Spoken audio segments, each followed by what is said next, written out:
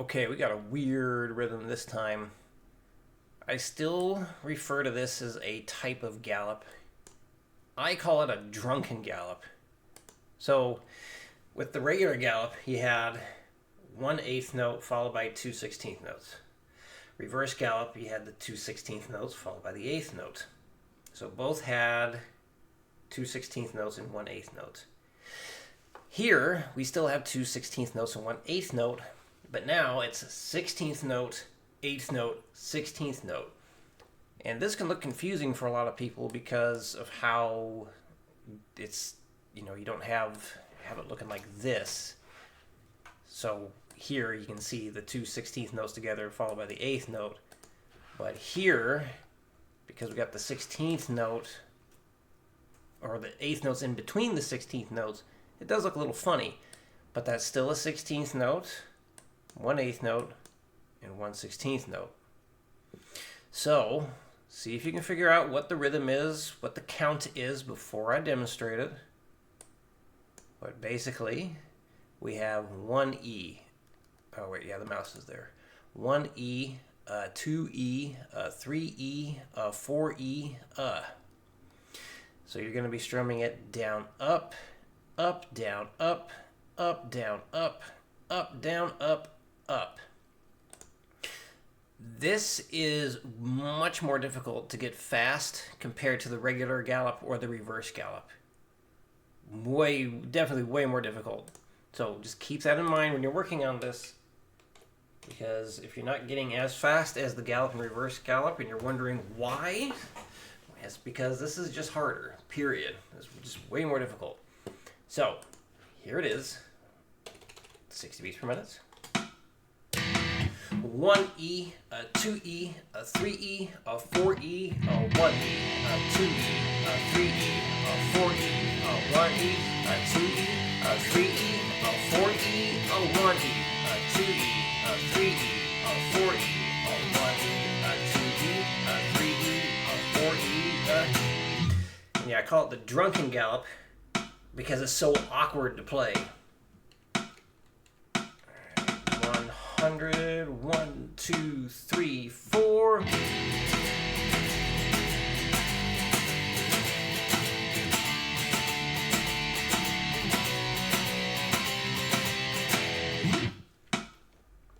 One 41, 2, 1, 2, 3, 4.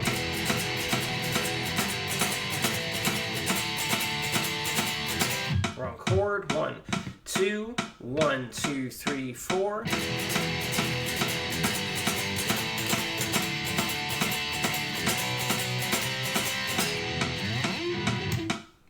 $160. 1, 2, 1, 2, 3, 4. 1, 2, 1, 2, 3, 4.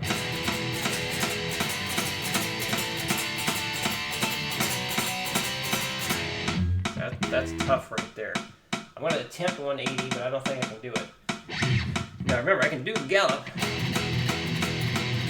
and reverse gallop just fine at 180, but this 1, 2, 1, 2, 3, 4.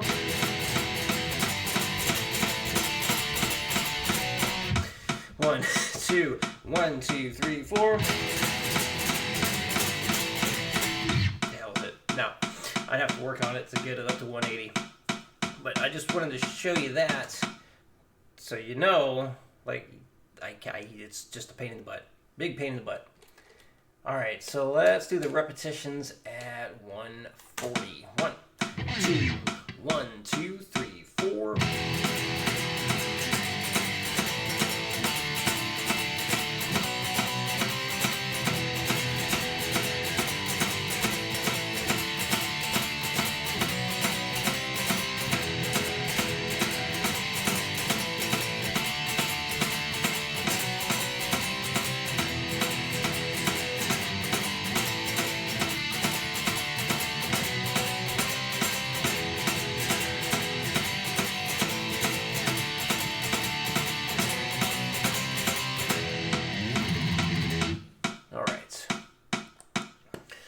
Sweep picking pattern this week.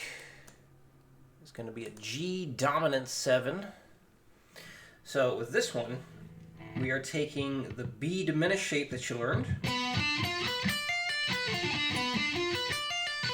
And we're putting a G at the bottom.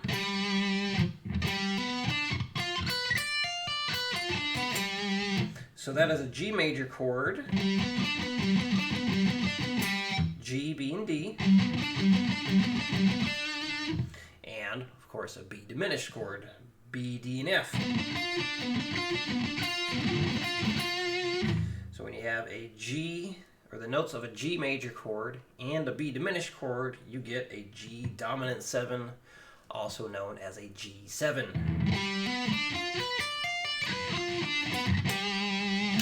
Here we go. 60. 1, 2, 3, 4.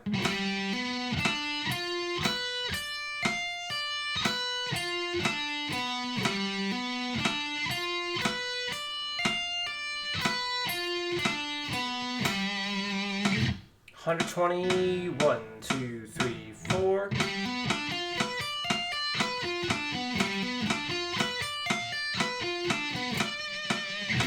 $180. 1, 2, 1, 2, 3, 4.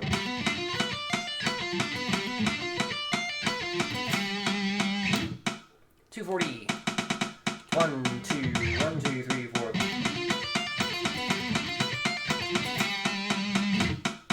All right. Okay, yep, scales all good there.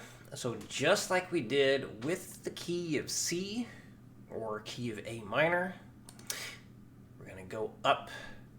Starting on the low open E string, we're going to go up one scale shape and then down the next. So basically up that E Aeolian shape, down the F sharp Locrian, up the G Ionian or G major scale, down the A Dorian, up the B Phrygian, down C Lydian. I am out of room. Down C Lydian, yes. Up D Mixolydian, down E Aeolian. And let's resolve it to the G note there, because we got to end with something.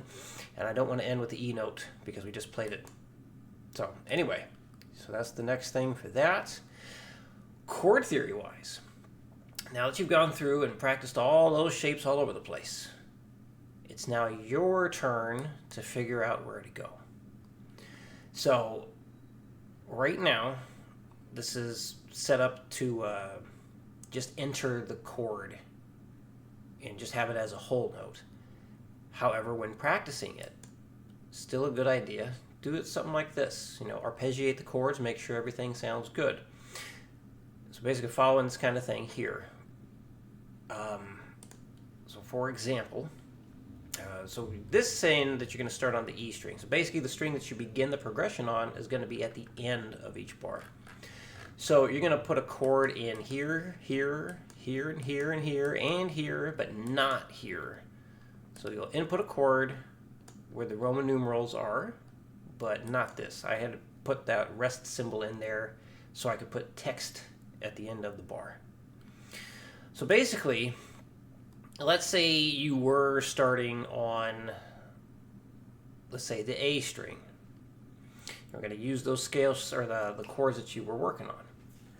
So what you would do is just put in that A minor chord, because it's chord number 6, hit the letter A to bring up, as for you already know that. So yeah, you put in the chord name there, and then chord number 2, D minor, and you want to look for the closest D minor to that spot. So you're trying to be very efficient with how you're going from one chord to the next. So then I would pick this one here. The next one, chord number 1, C major. And make sure, I'm not going to say something I should have been doing there. Should have been playing the chords that I'm going there. So yes, A minor, and then D minor. So next we got the C major. So we're again using those chord shapes you were working with. So that would be the C major. I would pick right there because it's the shapes we're working with to get down, and that feels like it's the closest one. So we're going to do that. And then chord number 5, So this would be the G major. So just dropping straight down from C to G, plug in the shape, and there we go. G major. And then the last chord will be the first chord again, so A minor. So basically we're looking for a nice easy path of going from one root note to the next, and then just kind of plugging in those chord shapes. And then for the final thing, because you are learning all these scale shapes or the mode shapes, we're going to put in the mode name. So the Roman numerals also correspond with the mode names. So mode number 1 is going from the major scale perspective. You know, you had your C Ionian, and then your D Dorian, E Phrygian for number 3, F Lydian for number 4, G Mixolydian for number 5. So number 6 is A Aeolian. And that's why this is up here, because it's a new thing. You're going to hit shift plus insert. You can't see that. Hang on.